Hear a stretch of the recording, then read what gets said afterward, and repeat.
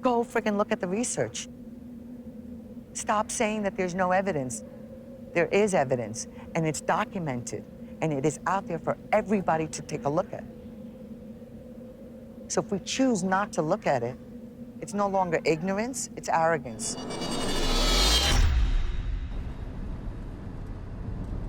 This is Jennifer. So we could do the interview there under those trees. She's a scientist at the Washington State Fish and Wildlife Service.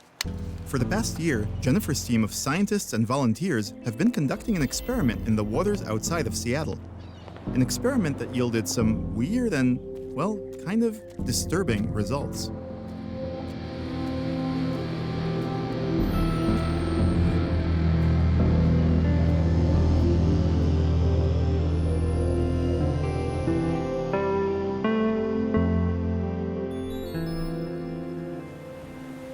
These are mussels.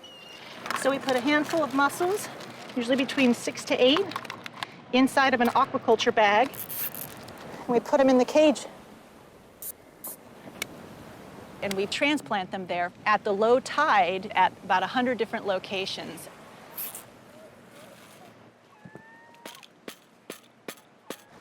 We leave them out for about 3 months in the water.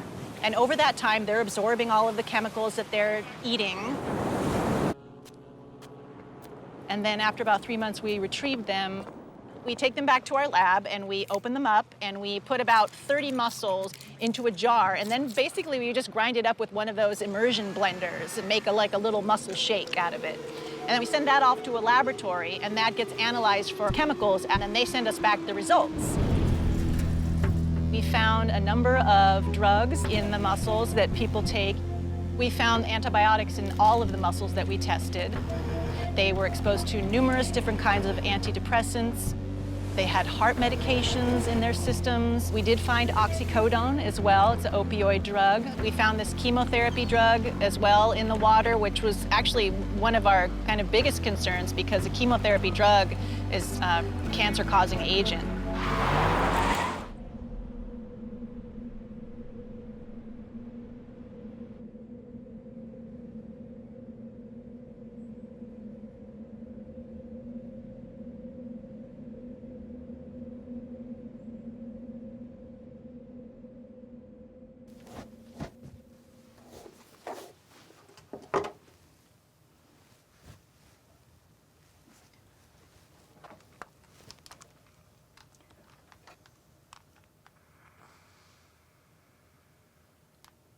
When I was really young, I had an issue with depression and anxiety. So I had a really hard time at school because I was having panic attacks all the time. I used to take pills to help things, but then take other pills to help other things. I was given Zoloft, Effexor, clonazepam, Ativan, Xanax, what else was there? Wellbutrin, Trazodone, Lyrica, which is actually an anti-seizure medication, but they ran out of medications to give me, so they gave that to me, and then my nose started bleeding at nighttime. Because I was on antidepressants that made me not focus, I had to take Dexedrine, which is an ADHD medication, which is for focusing, but then that would give me crazy anxiety. I went to different doctors. Every time I told them that I wanted to be either off the medication because it wasn't working for me and causing side effects, or lower the dose, they would actually double the dose. And I felt like a zombie all the time, just not myself. Until I went on Facebook and I saw things about CBD.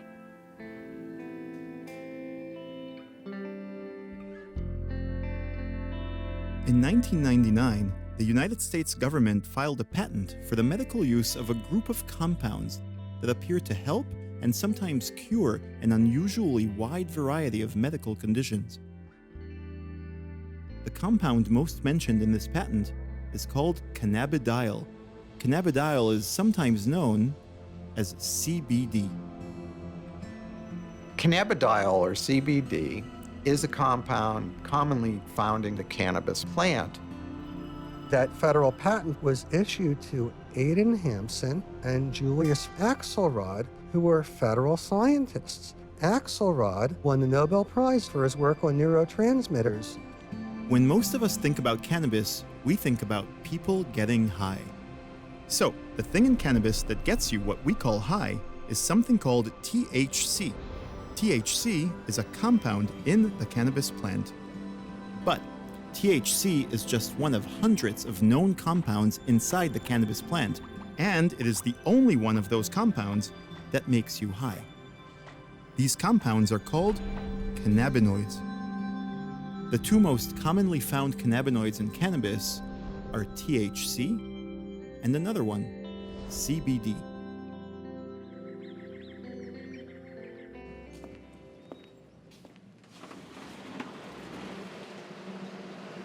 Hello.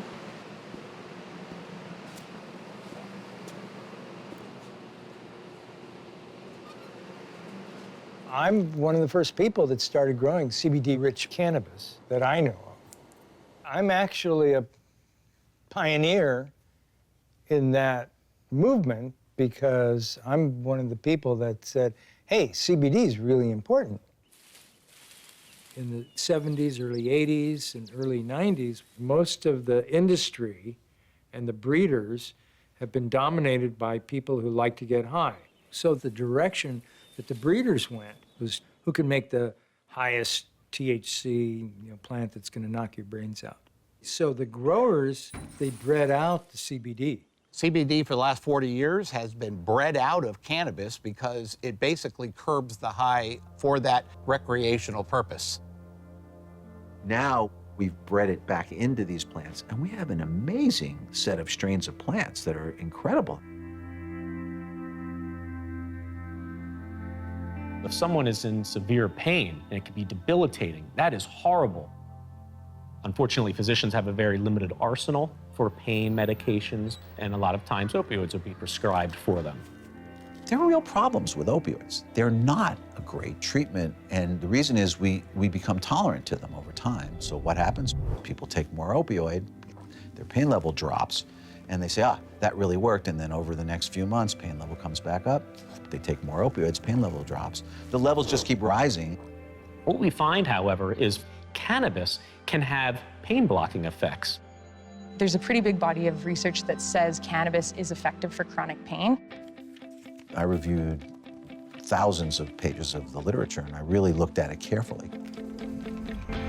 And I started treating my patients with cannabis, and with all of those patients, there's an 87% reduction in pain, 81.5% improvement in sleep, 73% report improved handling of stress, 76% improved quality of life, 53% improved energy, and 43% improved focus. And then of the people who are on opioids, 77% of them lowered their opioids, 11% stopped them. First of all, I came to you and I was using OxyContin. Right. Very scary.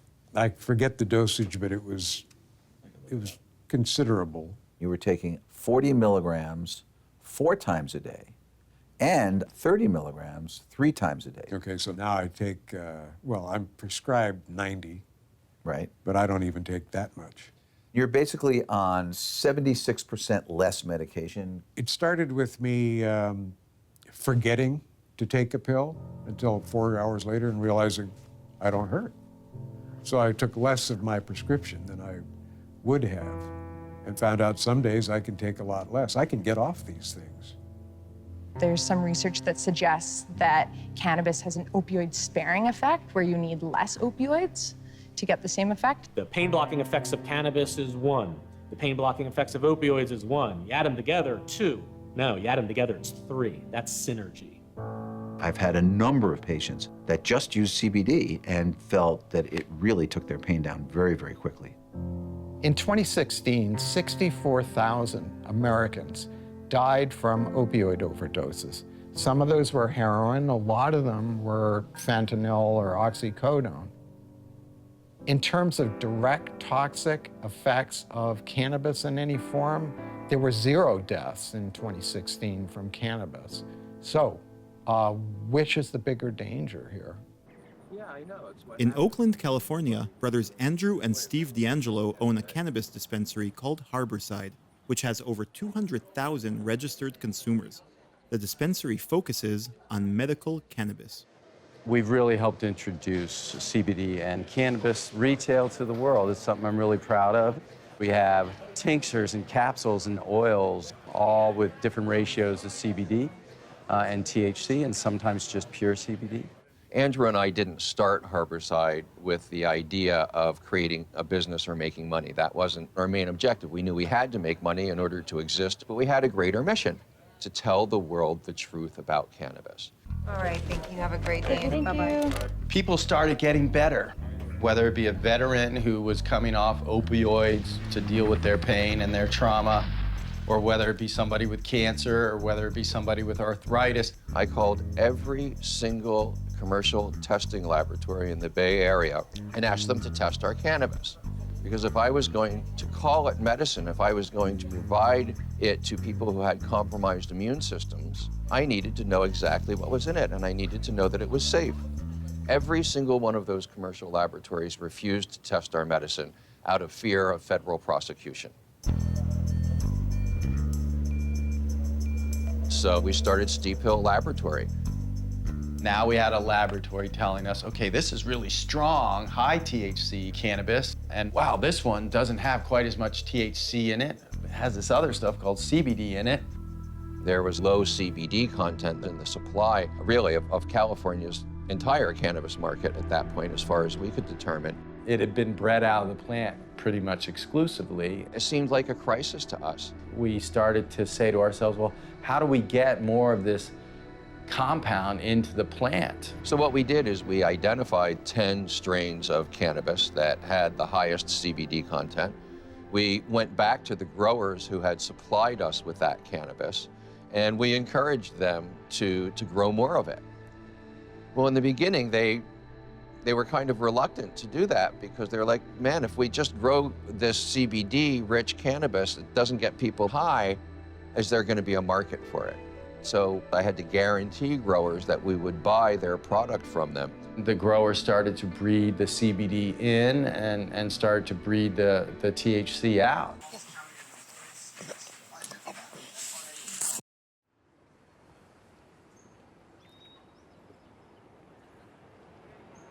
One day in 2011, a man named Jason David came into our shop in Oakland.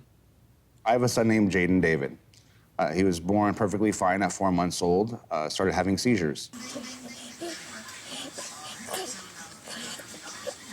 1,000 twitches a day, grand mal for an hour and a half. He was in an ambulance 42 times in the first 4.5 years of his life. My son has Dravet syndrome, a very rare form of epilepsy, the most life-threatening epilepsy out there. I just gave him Diastat.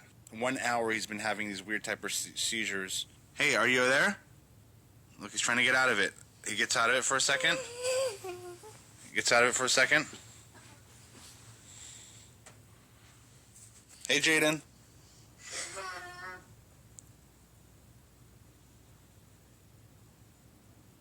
He's back in it. We followed every protocol the doctors told us to do, 12 different pharmaceuticals, and nothing was working. It just kept getting worse and worse and worse. It was crying all day and all night, having grand mal for an hour and a half, sometimes up to 3 times a day, twitching all day. It was an April night, 2011. Jaden was screaming and crying in pain, 4 months straight, not eating, not sleeping, not pooping. Jaden was dying in front of my face, and I remember vividly. It was raining outside. I stepped outside. I had lost everything, my house, my car, my business. And my family was really breaking apart. My father had Alzheimer's. I was trying to take care of him at the same time. I remember calling my mom that night and telling her, Mom, come pick up Jaden. I put him in a high chair. You have to come pick him up. I can't do this anymore. I was gonna commit suicide because, you know, I couldn't handle it anymore. And no one was helping me. I felt really alone. And next thing you know, my mom just wouldn't stop yelling at me, praying, saying, please, you're the backbone of our family. Don't let this happen. How are we gonna survive if you're gone? We're gonna lose Jaden and your dad. Everything's gonna go downhill. Please don't let this happen. So she asked me to just have more faith in God. About 3 days later, I was going to a doctor's appointment, and I came across a kid smoking a joint on TV on the news, and it said it helped out his Tourette's. Well, I know Tourette's is a neurological disorder, and Jaden's Dravet syndrome. is the neurological issue. So I started Googling neuroprotectant medical marijuana, and I came across the federal government patent 6630507. I was so desperate, I was willing to try anything.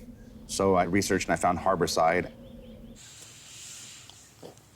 He showed me videos on his phone of his child having seizures. He shared with me that none of the therapies were working, none of the pharmaceuticals were working. They were all making his son into a zombie. This was probably the story that really moved me to help Jason, but he said, you know, my dream, Andrew, my dream is to put my son to bed and have him hug me, look me in the eye and say, I love you, Daddy. And that was Jason's dream, because his son couldn't talk. His son didn't have language skills because the epilepsy was too severe at that time. We had never been presented with a child of that age to give cannabis medicine before. I was worried I was going to get busted, or even worse, Jason would get busted and his child would be taken away from him. And so we were a little nervous about that. We had to very carefully consider whether we were going to take what we perceived to be an enhanced legal risk. I was concerned about giving a child that young any THC, of course. I didn't want the kid to get stoned. We had done enough lab testing at that point to know that the CBD was in certain products that we had, one of which was a tincture. This particular tincture would have very close to no THC in it, and we felt like we could try it. I went to church that Sunday morning. I prayed, and I asked God, you know, please don't let me hurt Jaden. I remember giving it to him that morning, and I remember that day vividly. Jaden smiling, Jaden happy, Jaden dancing. Go, Jaden, go, dance, dance, dance. I gotta thank God a million times. It was the first day I ever seen my son not have a seizure in his life. You are so beautiful to me. Dee, dee, dee. And you finally give him something that can help him for one time in his life.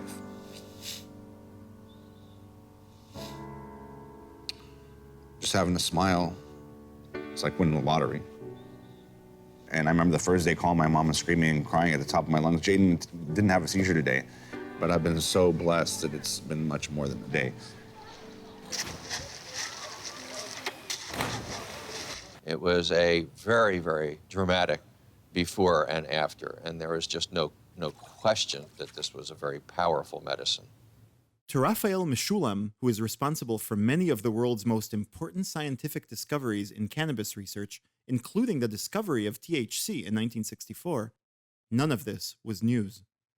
We have seen that in epilepsy, it blocks epileptic attacks.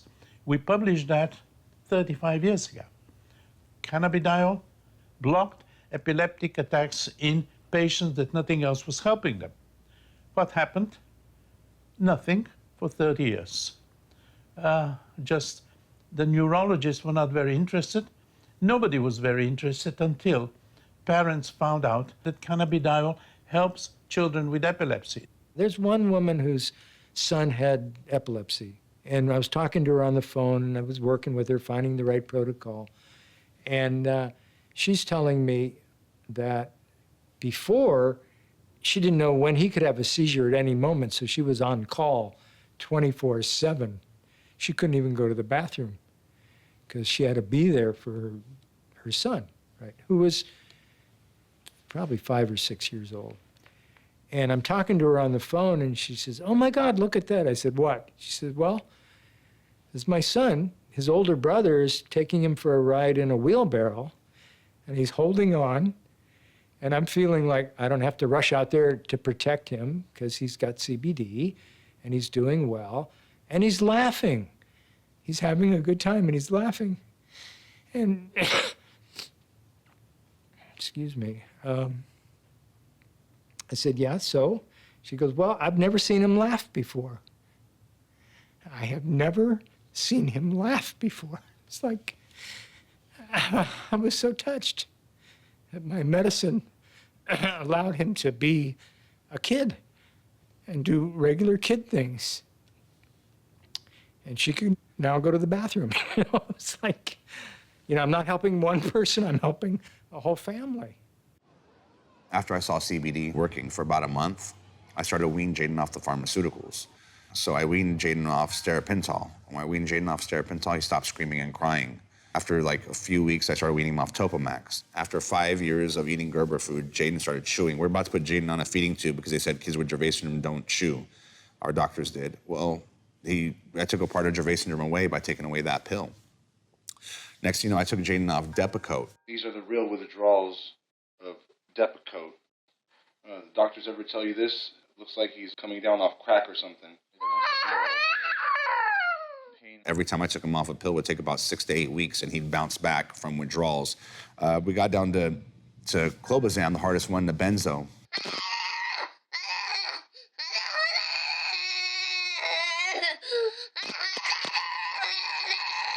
This is the withdrawal from clobazam. These are clobazam withdrawals. Jaden's having a seizure at 5:15 in the morning.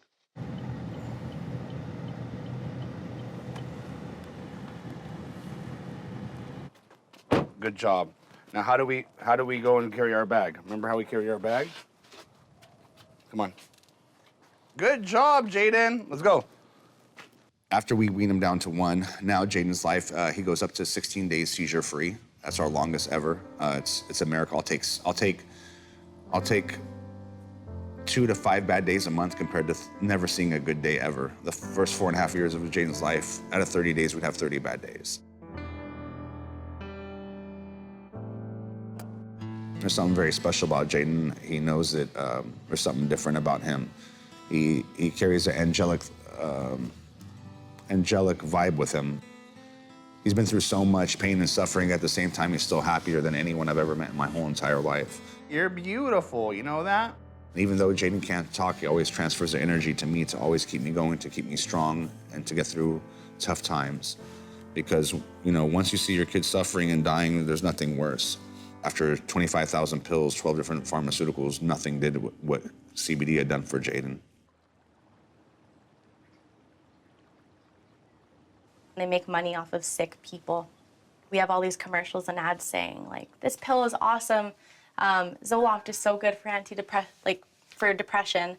But then you have the long list of things that it's not good for, and death is something that could happen. But because it's so quick, we don't look at it. So I feel like it's a little bit like that. Like, we're not really getting the information that we need about these things. And we're not getting enough information about CBD, that's for sure. I think that if a lot of people had more information, and if the information was coming from somewhere high up, like science and the government, it would be a lot more believable for people. You had many different government studies in the United States that all basically concluded the same thing. In 1976, the U.S. government's National Institute on Drug Abuse published a 250-page report which discussed the medical uses of cannabis. It stated that the potential benefits of cannabis should be studied. It discussed its therapeutic effects as an anticonvulsant, an antidepressant, and an antibacterial. The report referred to cannabis as reducing nausea and vomiting in cancer patients and as treating glaucoma, asthma, and pain. It stated that significant pain reduction was seen in cancer patients, and it even discussed cannabis as helping reduce tumor sizes. That study was never released. It was never referred to the National Institute of Cancer. It was never referred for further study. It was buried. In 1980, the National Institute on Drug Abuse came out with another report. This one also discussed, among other things, the anti-nausea effects of cannabis, specifically in chemotherapy patients, helping their appetite, and helping in the treatment of glaucoma. Again, same result, right? This study was not released. It was not referred to the National Institute on Cancer. No further research was done on it. The city of New York, under Mayor LaGuardia, conducted a 5-year study into the effects of cannabis, concluding, among other things, that it does not lead to addiction and that using marijuana does not lead to morphine, heroin, or cocaine addiction. Again, The federal government in the United States did not act on that report, did not refer it for further study. And there's also the Schaefer Commission. The Schaefer Commission was appointed by President Nixon, and its report stated that a careful search of the literature and testimony of the nation's health officials has not revealed a single human fatality in the United States proven to have resulted solely from the ingestion of marijuana, and that most users, young and old, demonstrate an average or above average degree of social functioning, academic achievement, and job performance. And then there was another one, the same conclusions. This report, by the National Academy of Science, discussed, among other things, the use of cannabis in treating depression, opiate withdrawal, tumors, and epileptic seizures. And then they're always coming out with these federal reports. The DEA's own administrative law judge looked at the body of scientific evidence and came to the conclusion that cannabis is the safest known therapeutically active medicine that humanity has. That is not an exaggeration. A DEA judge literally wrote that in his report. He also wrote that nearly all medicines have toxic, potentially lethal effects, but marijuana is not such a substance. And finally, in its 2017 report, the National Academy of Science concluded that the legal barriers to cannabis research represent a public health problem. It's crazy. It's like, what does it mean? If you have a government, why didn't you pay attention to what it figures out? You know, it makes no sense. But the whole marijuana policy has not made any sense. It was always built on lies, and we still suffer from that as a culture, as a society, as a world. I just got really desperate. I couldn't eat. I was sleeping all the time.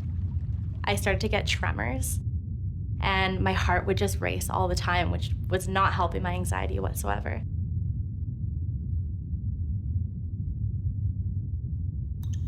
At first, I was actually really scared to try CBD.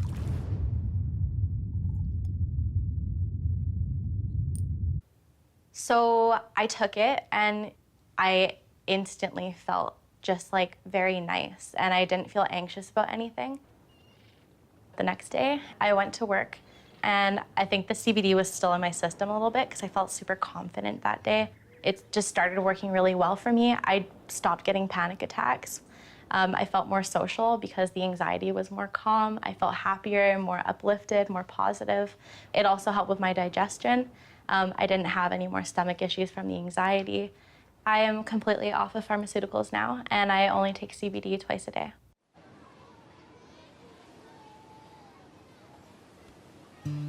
For CBD and cannabis medicine in general to become mainstream, high-level clinical trials are crucial. Very often, isolated anecdotes by themselves are not enough evidence for doctors. For example, if a patient says, "I used cannabis and it healed my arthritis," we don't know which exact strain of cannabis the patient used and what compounds were in it. Also, it could be that the arthritis just happened to go away regardless of the cannabis. But often, persistent anecdotes can point scientists in the direction of what to study, like in this crazy story out of Tel Aviv, Israel, one of the leading countries in the world in cannabis research. Patients suffering from leukemia often undergo bone marrow transplants. In many of these transplants, a deadly disease develops, in which the newly transplanted bone marrow attacks its new host. This is called graft versus host disease. It's a terrible disease. In cases where it's severe, grade 3 and 4, mortality rates are over 80%. Patients lose their skin, they lose their epithelial cells in the GI. They have diarrhea, 8, 10 liters of diarrhea a day. It's a terrible disease. This is Sari Sagiv. She runs the patent office for the largest Israeli HMO. The GVHD story started when the head of bone marrow transplantation at one of our hospitals, he saw that several of his patients that take marijuana for their pain or their cancer, they said that they have a little bit less diarrhea when they smoke. And he said, you know, let's research what's going on here. He went to Professor Meshulam to discuss this. Cannabidiol has been found to act very positively in autoimmune diseases. We said, maybe let's give them cannabidiol. He gave it to 50 patients. 7 days before the transplantation to 30 days after the transplantation. And the results were outstanding. He was able to decrease the amount of patients with GVHD from something like 50% in controls to 12%.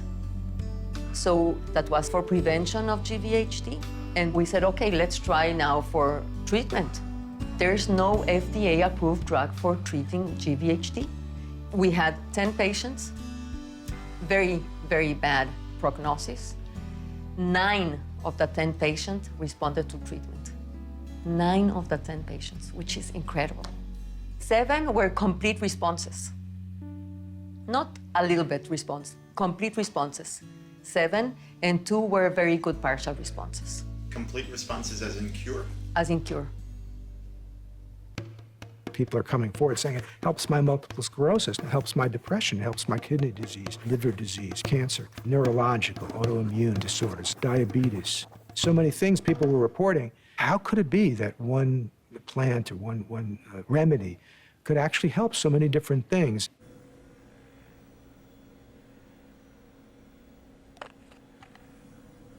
Up until the late 1980s, it was not known how cannabis interacts with the body. It was thought that maybe it disturbed the cell membranes in the brain like alcohol does or some anesthetics do. That turned out to be wrong. So, remember how we said that CBD and THC are both compounds in the cannabis plant that are called cannabinoids? Well, this is the most fascinating thing that I've learned making this documentary. Our human bodies appear to be built to require cannabis. I know that's a really over-the-top sounding statement. I'll explain it in a little bit more detail. So, our bodies are full of tiny receptors that are activated by cannabinoids. What does activated mean?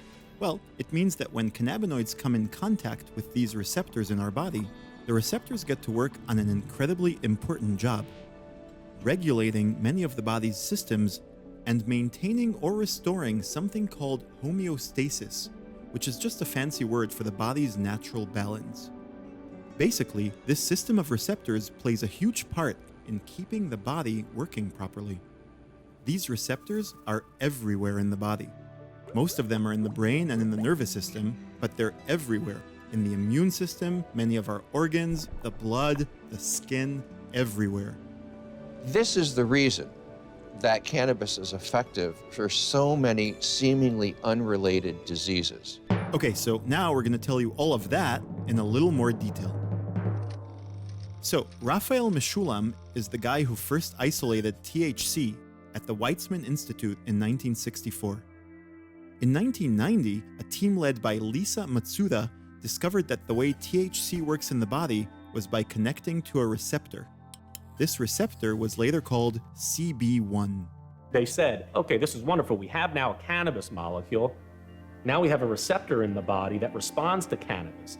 But does that make much evolutionary sense that we have a system in the body that is there just to react to the cannabis plant? This doesn't make a lot of physiological sense.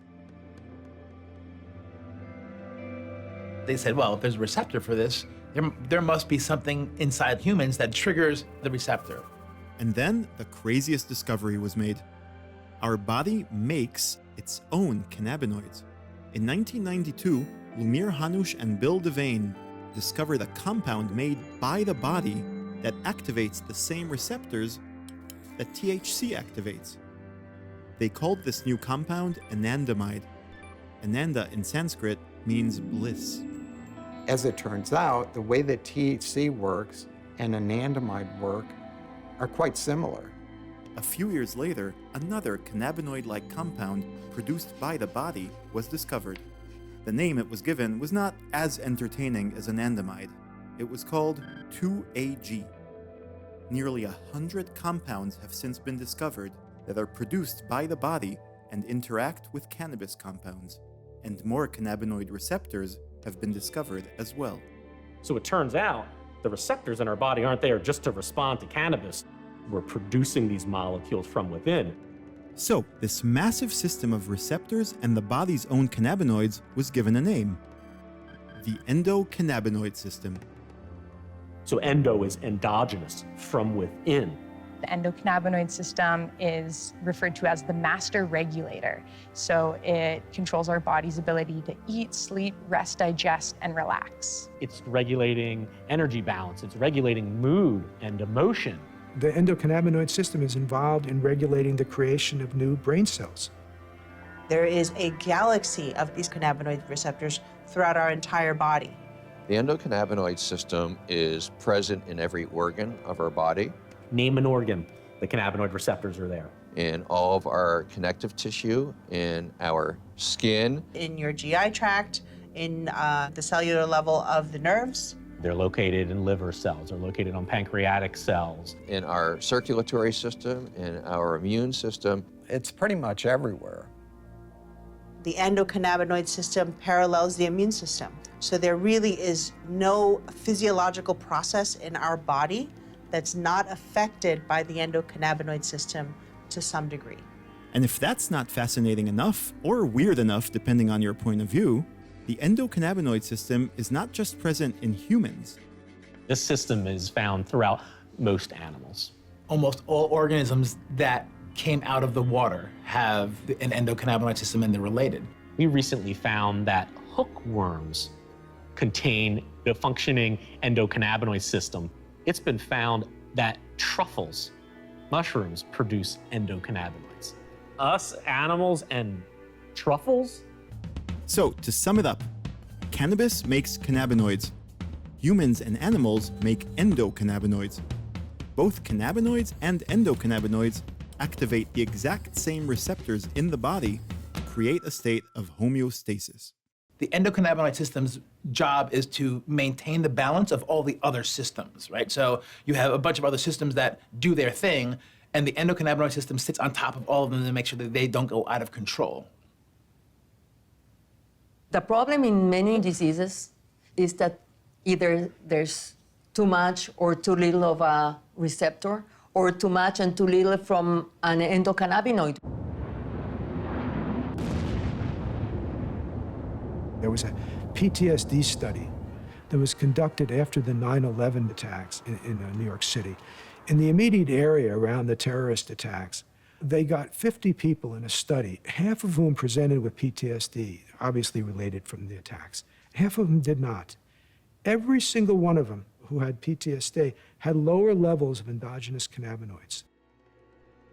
A deficiency in endocannabinoid receptors has also been observed in women suffering from endometriosis, an extremely painful and common condition that many women suffer from.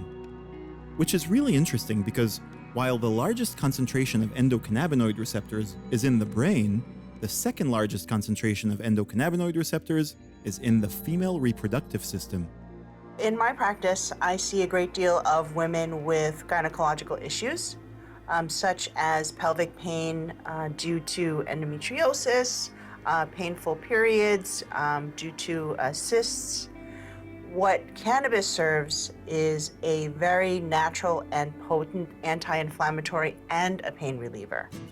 So, the earliest references we have for cannabis being used to treat specifically female-related medical conditions are from the 7th century BC. In ancient Mesopotamia, they used to make a beer that contained cannabis seeds to help women going through a difficult childbirth.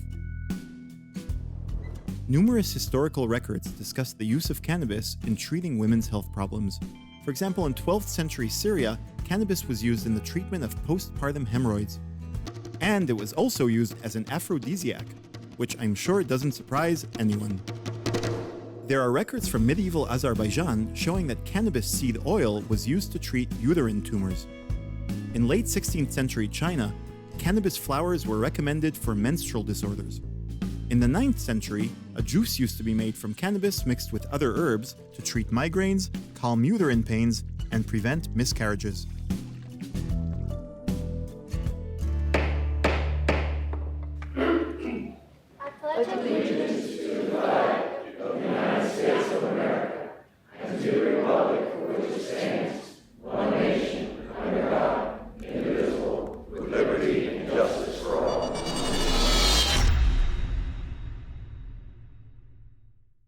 There's a lot of people that want to see a governor and talk to him, and you can't see everybody, so they try to keep it as efficient so he could see as many people as possible. Here he is. So I wasn't governor, though, when you were around the last time to get the legislation passed. So you're going to have to tell me a little bit about that history. Should I start now? Yes. Okay, so it all started the summer before I started second grade.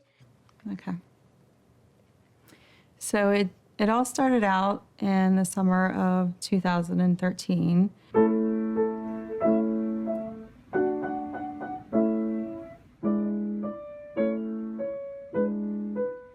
We started noticing that Riley's teeth were getting very loose, and we were out to lunch one day and she started swallowing her teeth. Then she showed me her mouth, like all of her teeth. It looked like a picket fence that somebody had run a truck through. At the same time, I started noticing that, you know, whenever I would look at Riley's face, the asymmetry was just something was off about it. And I'm not sure if I'm imagining things or if there's something really there. Things just started happening like very fast, where like one side of her face started swelling so badly when she'd wake up. She was starting to get very embarrassed about her looks. I just felt that sense of urgency that something had to be done like right now. We got the CT scan, and the doctor walks in and flips on the computer screen. It looked like somebody had been shot in the face with a cannon. And he walked in and he said, "That's your daughter's face." And so that's when it hit me. That we ran it for a fight.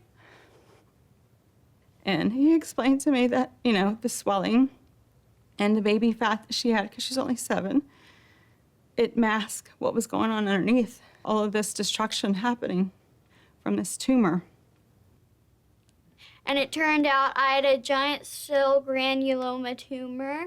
It's considered a benign bone tumor, even though it's aggressive. It would still like just continue eating away the structure of her whole face, and it's life-threatening, and it has a high reoccurrence rate. That night, she slept with me, and I remember like the whole night, I was watching her and I was thinking, I'm gonna memorize her breathing. I'm gonna memorize the warmth of her skin because someday it's gonna be cold.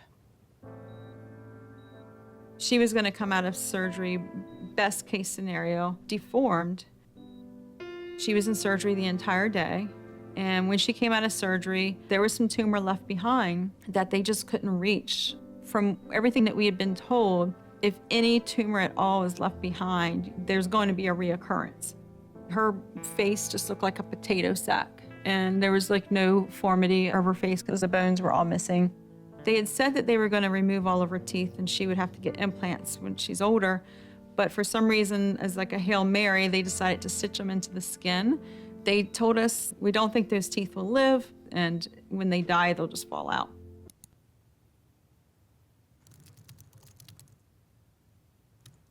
I had already started researching all over the internet.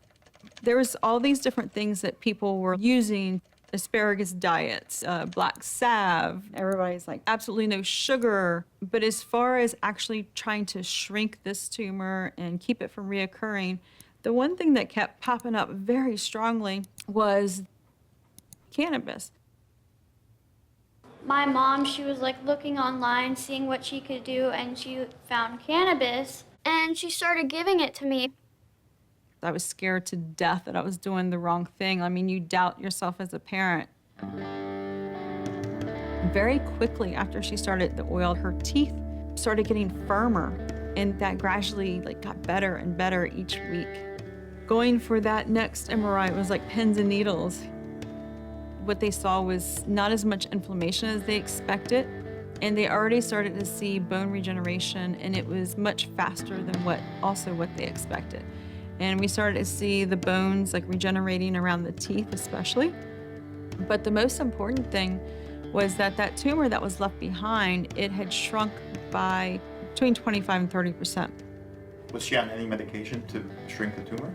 She was on absolutely no medications besides the cannabis oil, and so that to me was enough proof to continue the cannabis regimen that we were on. So then jump ahead a year later, we'd gotten all these wonderful scans. We'd gone to a doctor at Johns Hopkins that deals with bone tumors such as this, day in and day out. And he just kept looking at her and looking at the records, and he just kept going back and forth. And he said, "And this is her records?" And I was like, "Yeah, this is her records." And he said, "Well, I cannot tell that that child is this child in the records because she should not look like this. There's just no way." She was supposed to have, some reconstructive surgeries. And here today, she looks beautiful, and she hasn't had a single reconstructive surgery. But at the time that all of this was happening, it was illegal for children in Delaware. I was worried that, what if I get caught? What if my husband loses his job? My husband works for the state, so we're being very secretive about it. She told me not to talk about it. I was keeping as many details as I could away from my husband because I want him to be able to pass a lie detector test. And then there was another problem where I couldn't take my medicine on school grounds. Every time she had to walk off school property, she felt like she was outed. Where do you want to go take your medicine? You lose friends because people judge you on the medicine that you're taking, and they think, "Oh, I can't be friends with them anymore." Or their parents are like, "Oh, they're a bad influence, stay away from them." And in school, you just feel all alone. It shouldn't be like that.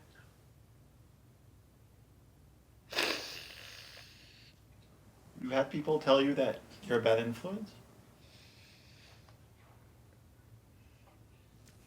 Because of the cannabis? Oh. What did you used to tell them in response? I would just ignore them because I know they're wrong. This pain doctor spent 4 hours with us. We had Riley. He looked over all her records, and he said, "You're already doing the right thing, but it's illegal." And then Riley's just like, "Well, let's make it legal then."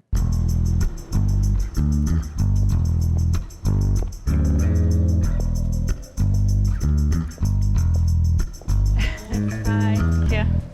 Should I put my shoes back on now?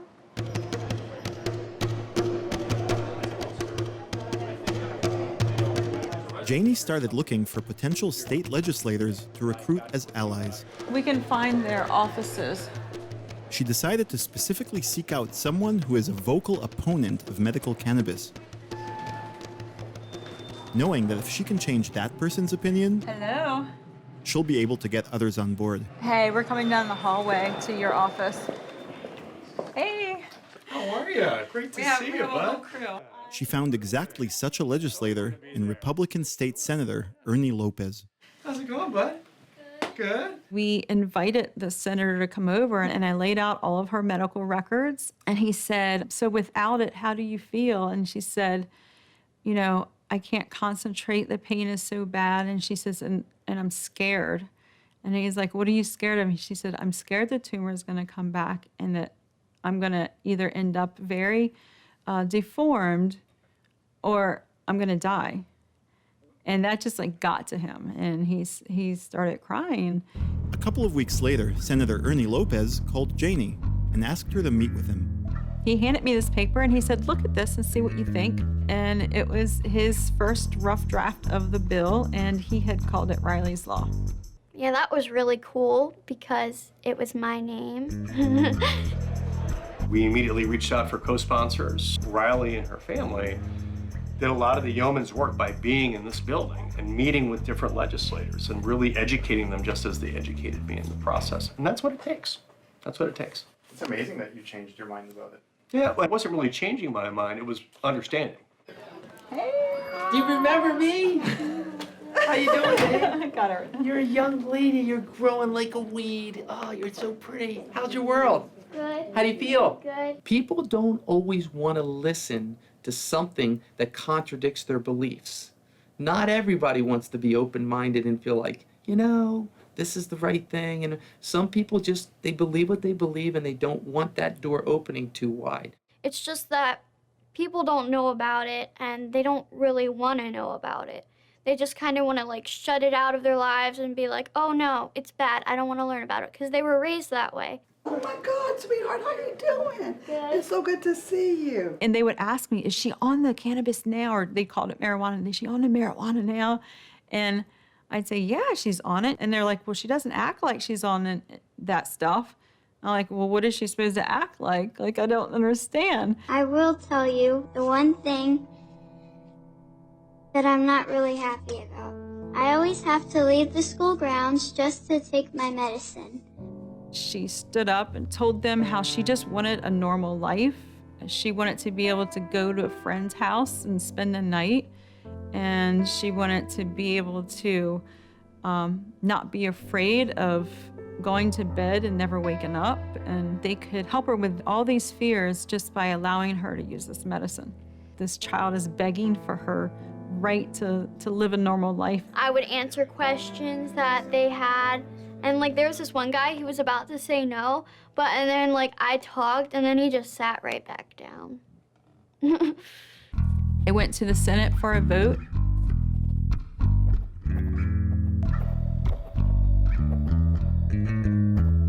It was unanimous. Many times a big thinking change takes time.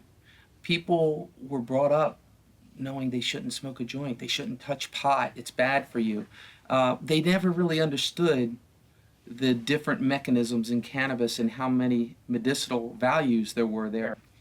The level of knowledge of most elected officials in the areas of science is often low, to be kind. In my caucus, I probably have a little more respect amongst people when we talk about business stuff, because I have a lot of businesses. I'm an entrepreneur. Another gentleman, he's a realtor. Another, he's an insurance guy. Science? We don't have a scientist. So when you have the guys making the laws who have such a vacuum of education in this world, you often need that something. Our something was Riley.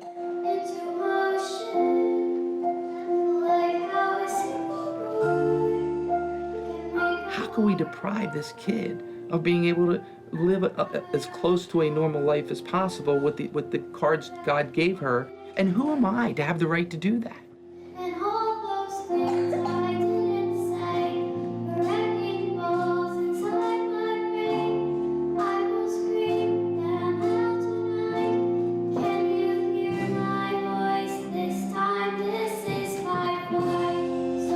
When people say you can't change the world, you know what you say back? I can. I did. Oh. It's even better. We've even since then had a legislator say that in his career, if he helped make one good bill that he knew that his life meant something, and he said Riley's Law was that bill. These are children we're talking about. You want to be a part of that as a legislator, not just because it's the in thing to do, because that's your damn job.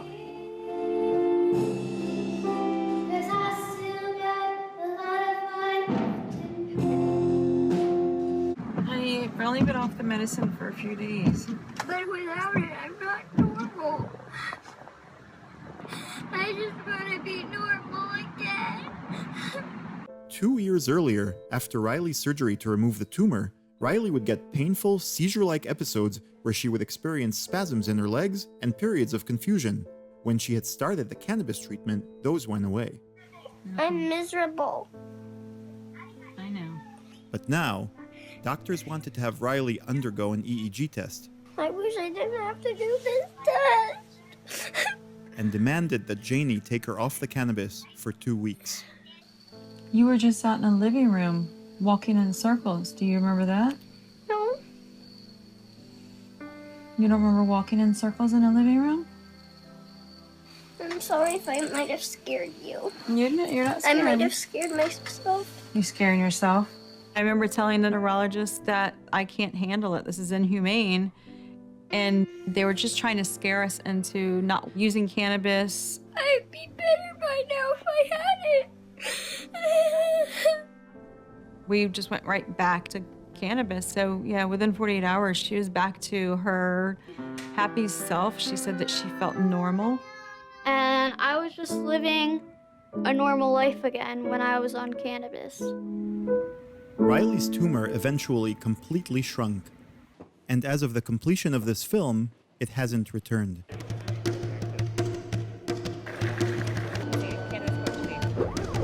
Riley is now an activist I was diagnosed with bone tumors. That's what it did to my face. and an advocate.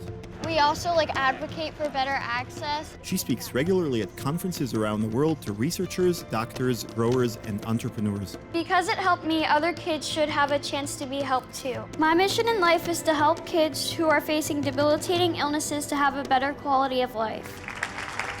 When my mom gave me cannabis, it made me feel so much better, and I didn't understand why other kids couldn't have it. And she is a regular in the halls of Delaware's Congress, So I want to add some things to the law. okay, working with legislators on improving the medical cannabis laws for children in their state. Make all Delaware doctors take a 4-hour basic cannabis science course in schools. Nurses should be able to carry the medicine. Doctors just need to learn about what the medicine is doing inside our body. Even if they don't agree with using it, they should know. So you don't forget. And I suspect you'll be around, won't you? Riley is now also a business owner. She and Janie started Riley's Sunshine, a company that develops products but also provides education and data gathering. What were you living with each day as far as your Lyme disease? Mostly joint pains. Joint pains? A lot of and muscle pain, especially in my knees, and the headaches every day. Scale of 1 to 10 before you started taking the CBD. As far as pain? 10's the worst, 1's the good. 9, 10. 9 being, 10 being the worst. What was yours? Yeah, a 9. And then what's today? 1. Yeah. But I know how much time I lost with my kids because I spent days in bed because I could not possibly move. And I think about those times that I've lost, and I wish I had had it sooner. And no doctor I went to could help me. My husband jokes, he says, now I can't keep up with you because it's just made such a difference in such a short amount of time. Riley, what do you think when you see people that have been helped because you help people? It just makes me feel so happy that I'm changing someone's life, and it's just, I don't know, I just feel really happy and I feel proud of myself for helping someone. Sometimes I get a little emotional because of how much it helps. What does it make you think about the times that you were sick when you think about how people are helped sort of because of that now, you know? I feel like I was lucky to have the tumor, or else I wouldn't be doing any of this. You really think that? You really feel that? Yeah, all of the stuff I went through, it was worth it. Janie, Do you feel the same do way? you feel the same way?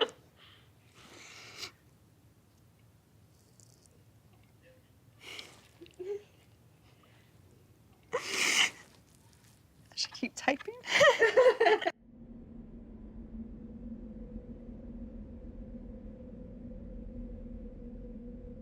These materials affect our body in a very powerful way. We must learn how to look deeper. I have a laboratory for cancer research. I am part of the Technion, which is the Technology Institute of Israel.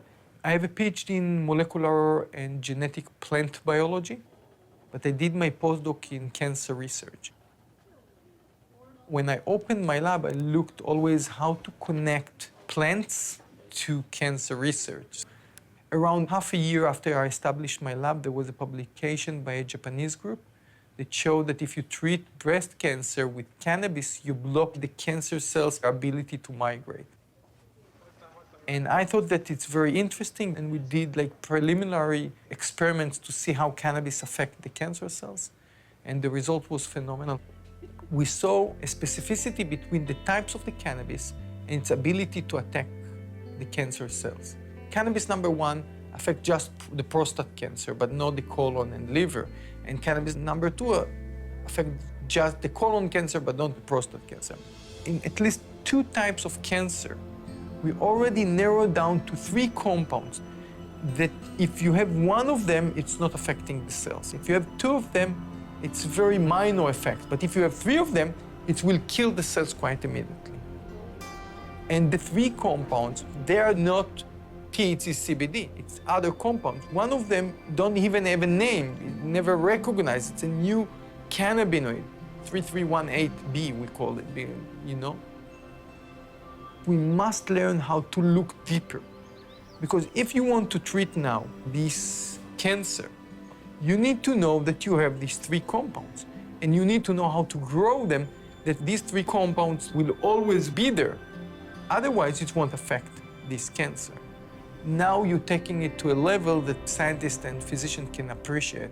And we are there with few types of cancers and Alzheimer and other diseases that we're working on. Cannabis is not just one plant.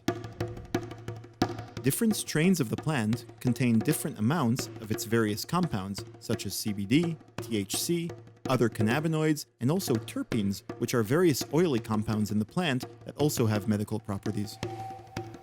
For the same disease, sometimes different patients must use different strains, because what treats one patient doesn't treat the other one.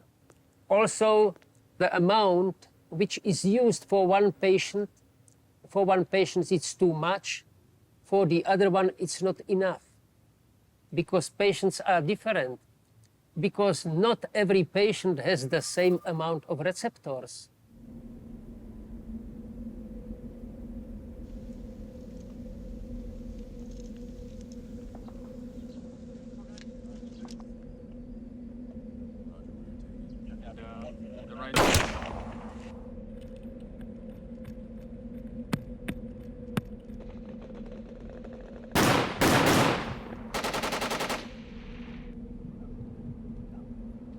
We've seen the fragility of life. I really had no idea how fragile we all are until I went to war and went to Afghanistan, because that's where I saw how quickly someone could go from like sitting, eating, playing frisbee, whatever, to laying on the ground, bleeding out. Trauma's as unique as a fingerprint. For me, it's losing some friends in combat. For many women, it's being sexually assaulted. You know, it's having your life change in a moment.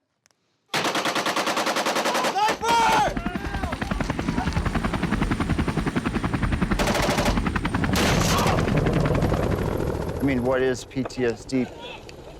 PTSD is severe life-altering trauma. Things start to become unbearable, and jobs become hard to hold. Relationships fall apart, and drugs become the easy way out, and drinking and reckless behavior. Some forms it comes in like talking way too much and just overcompensating and being obviously self-conscious and considering no one else but yourself.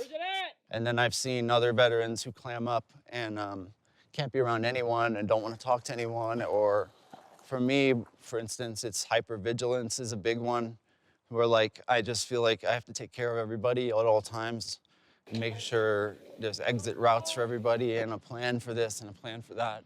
And it gets exhausting. This is my CBD-rich plant.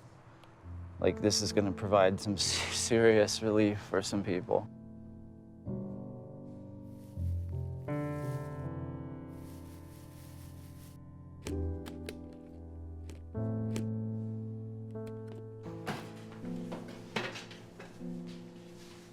Every week, Colin makes CBD oil in his kitchen.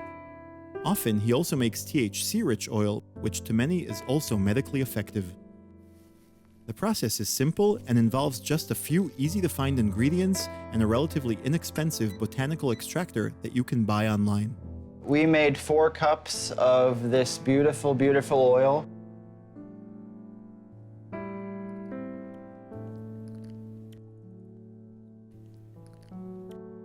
Colin gives these pills free of charge to veterans who need them, not just to function, but to thrive. I am the founder of a group called Veterans Walk and Talk. We hike 3 times a week all around Southern California. So beautiful. We get out in nature, you know, those barriers we have built up.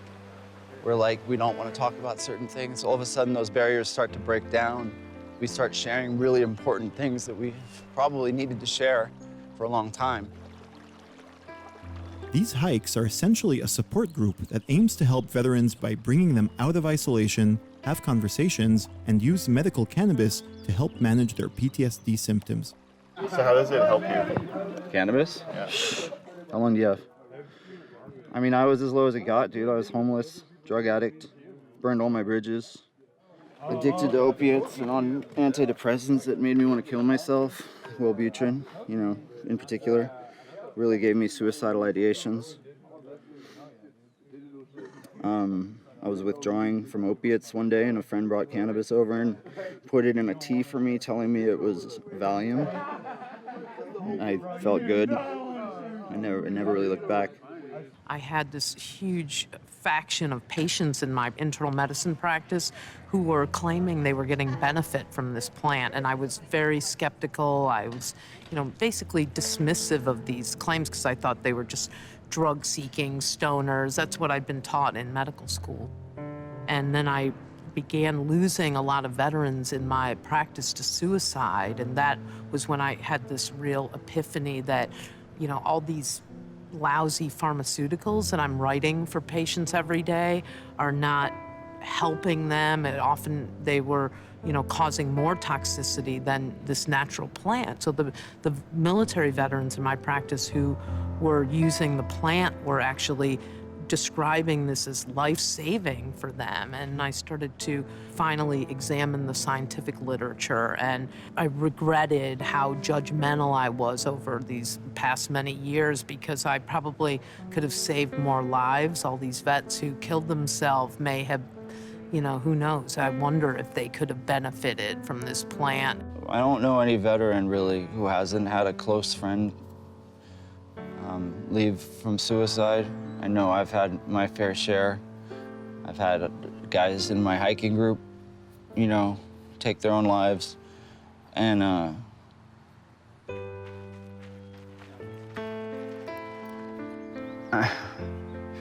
I really don't know, it's hard for me to think about how much suicide is in every day, because I love living so much, I used to really hate it. I used to want to be numb and away from the world, and I didn't care about anyone or anything. And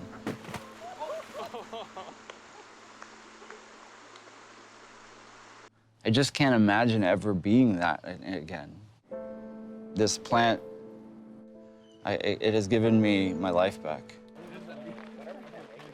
I've had 4 knee surgeries, and I have a torn ACL right now. So I've torn my ACL 5 times. I have chronic back pain, but I'm pretty much pain-free, climbing, hiking several miles a week. And I'm in the best shape of my life. And I'm nursing all these injuries, so what does that tell you? It's all because of this plant.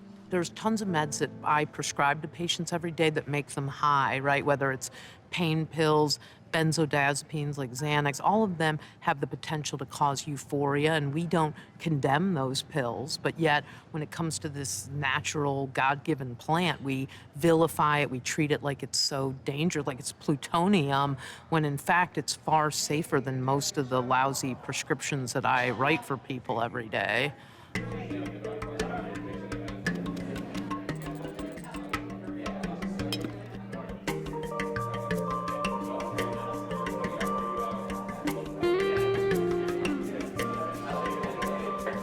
CBD is added to gourmet dishes and cocktails at this private, expensive CBD brunch. This food and education event is organized by a startup company developing new CBD products. Cannabis products are often extremely expensive. Even for just CBD, prices can be daunting. CBD stores and products have been popping up everywhere, on the streets and online. An explosion of startups hoping to make a lot of money in a new industry with massive potential. But very often, this means that if you don't have a lot of money, you cannot afford it. I don't think a lot of people can afford to buy CBD in a health food store if they're not making a certain income level, and I think that's not fair. I mean, the truth is, the cannabis plant is no more expensive to grow per pound than broccoli. And so there's really no reason that it should cost exponentially more than broccoli. I was raised pretty poor, single mother on welfare with disabilities. Me and my sister and mom, we lived in a 300 square foot converted motel room. And it was a kind of strange poorness because we happened to live in the Pacific Palisades School District, and we would go to school with rich kids that lived in 5,000 square foot homes. So, of course, none of them could know about our converted motel room. After 10 years away from the vitamin and supplement company he founded but still owns, It was like the third time I've been here in 10 years. Clee Irwin has temporarily returned to his company with the purpose of launching a new line of dozens of CBD products derived from hemp, which is a type of cannabis that contains almost no THC whatsoever. We're going to start off with the oil update. What form of oil did they use? The crude? These are cool. So these do have CBD in them. There's multiple ways to pack this out. We can put them in there individually unwrapped, or we can put them in there wrapped too. Oh, really pretty. I have a new heartfelt, emotional mission for what we can do as a team of human beings. I've really been focused on nonprofit work for the last 10 years of my life, and the way I'm looking at this CBD mission, that I hope to become all of your mission, is as an act of love and service to society. I don't care about making money on it, and so I want to see a single mom on welfare with a daughter who needs this medicine to be able to buy it, and she can't at this point. And so we're going to make sure that happens by making it available to the masses at the very lowest price that we can possibly go. Clee's supplement company was not previously involved in the cannabis market. But unlike many of the smaller startups creating expensive CBD products, Clee's company sells to the mass market at large scale. I want to get it into the market in as many foods and beverages and supplements as possible at as low of a price as we can possibly go and still pay the bills, and in some sense force the competitors that are charging the higher pricing and force the entire market to come down for one simple reason. I think our nation is on the brink. When I first started taking CBD, I thought it would be something that could help with my ADD, just the inability to focus on one thing consistently. And CBD really surprised me because it just focused me by calming me. Plus, everybody said that it made me more easy to get along with. Made that up? Just, wow, amazing. So then I thought, wow, well, if CBD had this impact on me to calm me, it could really calm a nation that may be at a high point of nervousness, right, in our history. In order to crash the prices of CBD without losing money, Clee needs to convince cannabis growers to sell him the raw CBD materials for an unusually low price, a task that is not proven to be very easy.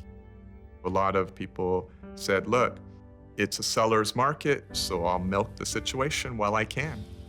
One grower in Canada, whom I met with, literally ran me off his property, screaming, don't do what you said you're gonna do, because you're gonna ruin it for the rest of us. So for now, we're pretty much eating it profit-wise, but that's okay because we make money on our other products. Let's put a bird up here. I want to represent freedom, and birds are the symbol of freedom because they fly, you know. So I don't care if people buy my brand. Everything doesn't have to be about money. I want people to be their best and to feel safe and to be harmonious and healthy. So if I see somebody in a store buying a CBD product that's not mine, I get happy. I'm like really happy.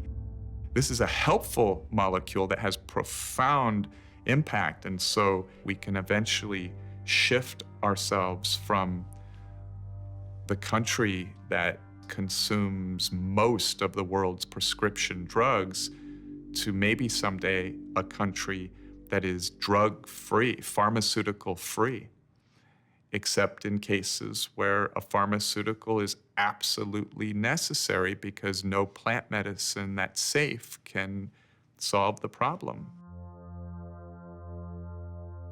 Cannabis is wonderful medicine, but we are still in the start of our knowledge. The nitty-gritty of it, we're still all trying as scientists to figure this out. We've sort of just scratched the surface, I believe, over the past few decades. There is a huge amount of work still to be done. We will know specific compounds inside the cannabis plant. What's the mechanism of action? What does that compound do in our body? I believe that within the next decade or so, we shall have quite a few cannabinoid-based drugs on the market. Cannabis won't solve all the illnesses in the world. It will be another tool in the toolbox of the physician to treat his patient. Nobody's ever died from the cannabis plant in any quantity.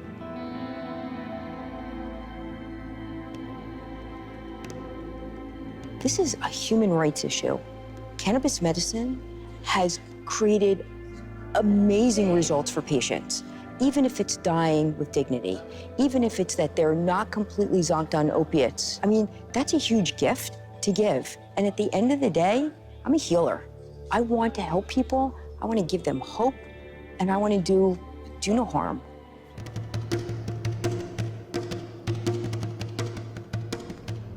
It'd be a sin if I didn't tell other people how important this medicine is.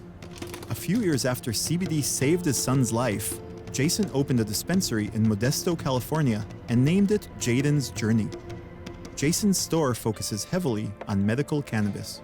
Whenever anyone walks in the store, whatever we have to do to help them walk out with medicine, we will. Because I was that person that couldn't afford the medicine. I love helping people. I love seeing improvement in people. I love hearing when people walk in each day and say, hey, you know what? My kid could walk, my kid could talk. My kids went seizure-free for a month, 3 months, 9 months, 2 days even, you know? It's very gratifying.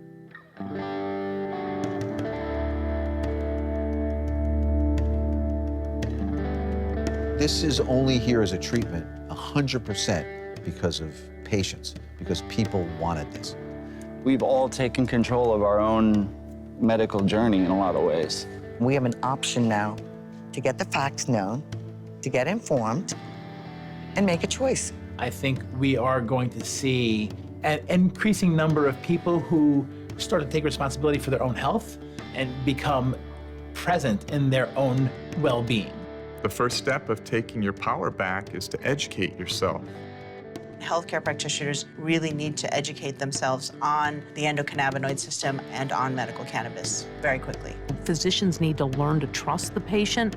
If physician cannot help you, you have right to treat your health. Is that good? A little bit more. Okay. You know, sometimes when someone discovers something good for them, they become, you know, manic preachers. You know, like when you become a vegetarian and all of a sudden, like, you start annoying everyone about that. Yeah. Are you like that? I was at first because I found this miracle drug, well, not even a drug, I found this plant that completely helped me with everything. It fixes headaches, anxiety, depression, like so many things.